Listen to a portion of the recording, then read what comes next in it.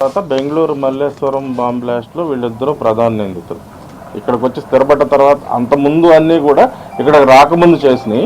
Malleswaram bomb blast ఏదైతే బెంగళూరులో ఉందో రాయచోట వచ్చి స్థిరపడ్డ తర్వాత పాల్పడిన ఉగ్రవాద చర్య 2013 ఇద్దరు కలిసే దే హ్యావ్ స్టేడ్. ఇద్దరు చలామణి అవుతున్నారు బ్రదర్స్ కింద. మరి వాళ్ళు బ్లడ్ రిలేటెడే కాదా అన్నది లేడీస్కి కూడా తెలియదు. ఇన్ఫ్యాక్ట్ లేడీస్కి ఎప్పుడు కూడా మరి వాళ్ళు చెప్తున్న నమ్మసక్యంగా లేదు. వాళ్ళ అత్తమామలు ఎవరు, వాళ్ళ ఫోటోలు ఈ చూపెట్టమన్నా కూడా వాళ్ళు చనిపోయారు, ఎవరు లేరని చెప్తున్నారంటే మరి అది ఎంతవరకు నమ్మసక్యం అన్నది విషయం కూడా వాళ్ళ భార్యలు దర్యాప్తులో చెప్పారు. వీళ్ళు కేరళ బ్రదర్స్ అని చెప్పినా కూడా మలయాళంలో కన్నా కూడా తమిళంలోనే అధికంగా వీళ్ళు మాట్లాడతారనేది ఒక విషయం వాళ్ళు చెప్పడం జరిగింది. మీరు ఏదో చెప్తున్నారు? అదంతా కూడా ఇన్వెస్టిగేషన్ లో వస్తుందండి. ఇప్పుడు 20 ఏళ్ళు చలామణి అయిన తర్వాత తెలిసి అద్దెకిచ్చారా, వాళ్ళ 20 ఏళ్ళు అసలు వచ్చినప్పుడు ఎవరు ఆశ్రయం ఇచ్చారు, ఇవన్నీ కూడా వీళ్ళు get it in investigation. As of now one thing is we won't reveal any names. వీళ్ళు పలానా వాళ్ళని మేము ఇన్వెస్టిగేట్ చేస్తున్నాము, వీళ్ళ మీద అనుమానం ఉంది, ఇట్లాంటివి మేమేం చెప్పమండి. సో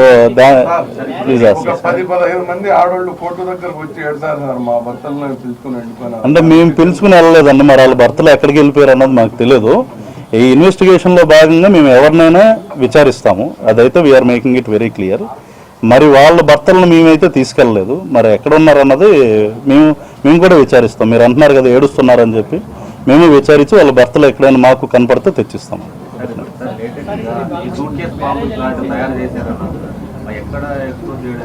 అది తెలియదండి, అది వాళ్ళని కనుక్కొని చెప్పాలి. అంటే భారతదేశంలో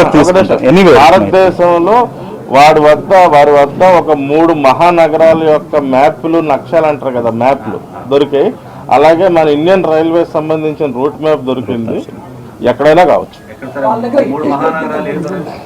it might be anywhere, let us not reveal చెప్తున్నా కదా, 3 ప్రధాన నగరాల యొక్క మ్యాప్లు, ఇండియన్ రైల్వే నెట్వర్క్ మ్యాప్ అయితే ఉంది. సో మరి ఎక్కడైనా కావచ్చు. అది మనకు విచారణలో దర్యాప్తులో తర్వాత తెలుసు. ఇప్పుడు అడిగితే మేము చెప్పలేము.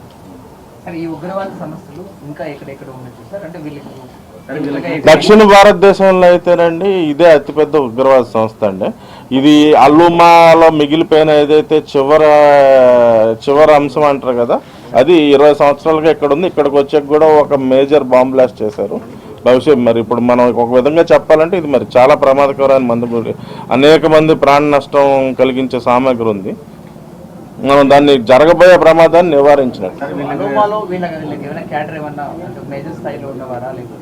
మేజర్ స్థాయి వాళ్ళు. People are very active, they are involved in to making of explosives.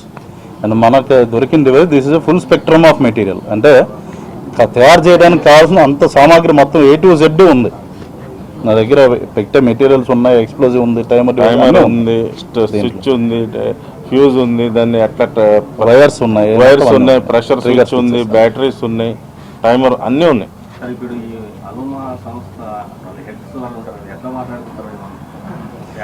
అంటే మాకు సర్టన్ డిజిటల్ డివైజెస్ ఇవన్నీ కూడా మేము సీజ్ చేసామండి.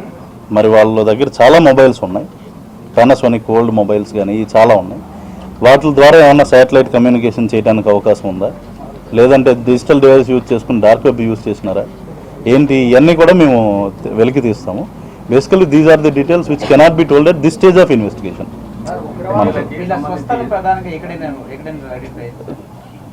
వీళ్ళ స్వస్థలం అనేది తిరునల్వేలి, నాగోరు, తిరునల్వేలి.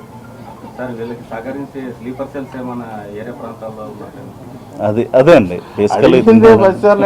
బ్రదర్ కాదు, రాబట్టాలంటే రాబట్టాలంటే చెప్తున్నాం. ఈ స్టేజ్ ఆఫ్ ఇన్వెస్టిగేషన్ లో మీరు మా దగ్గర నుండి ఏది రాబట్టలేరు అలాంటి డీటెయిల్స్ అయ్యి. స్పీకర్ డిప్లొమాటిక్ చెప్తారు, అచ్చ తెలుగులో చెప్తున్నా. ఈ స్టేజ్ లో మాకు కూడా ఏం తెలియదు.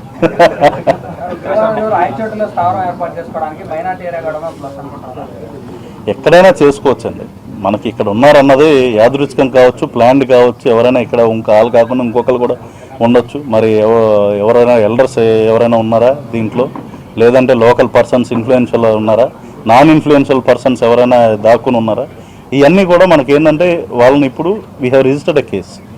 Now we will take them for interrogation through court. వాళ్ళని అదుపులోకి తీసుకుని వాళ్ళని ప్రశ్నించడం జరుగుతుంది. సబ్సిక్వెంట్లీ ఏమన్నా మేజర్ వస్తే we will definitely keep a press meet.